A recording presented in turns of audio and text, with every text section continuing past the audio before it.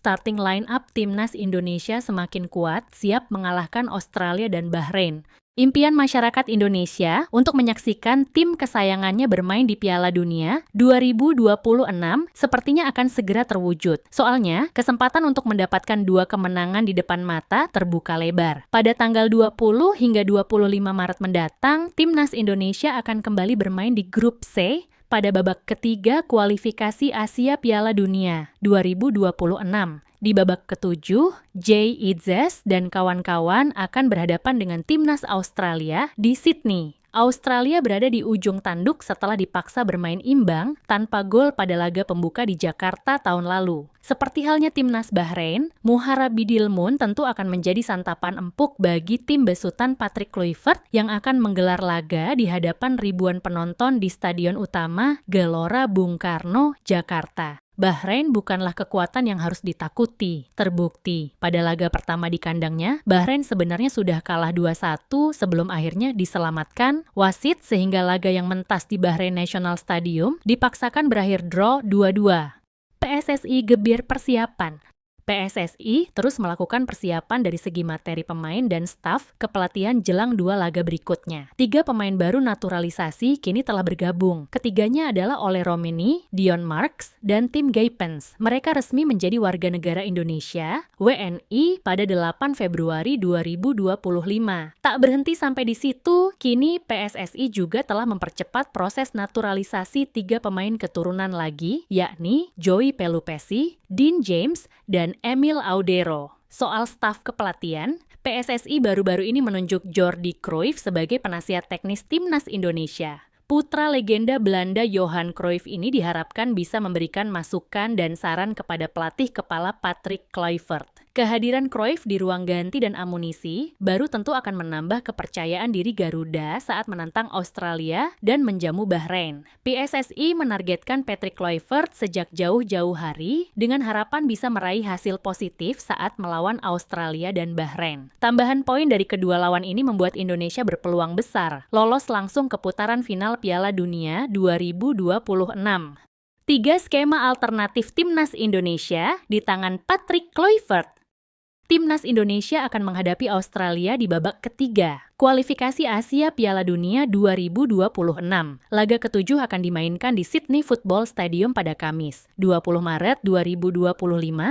Timnas Indonesia saat ini menempati peringkat ketiga dengan 6 poin, tertinggal 1 poin dari Australia, dan bersaing menjadi pendamping timnas Jepang untuk otomatis lolos ke Piala Dunia 2026.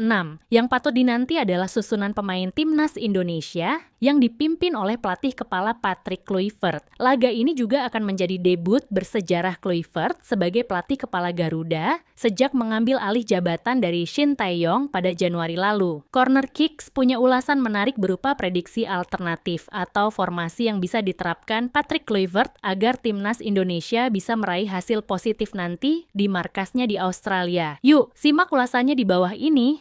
Formasi 3-5-2.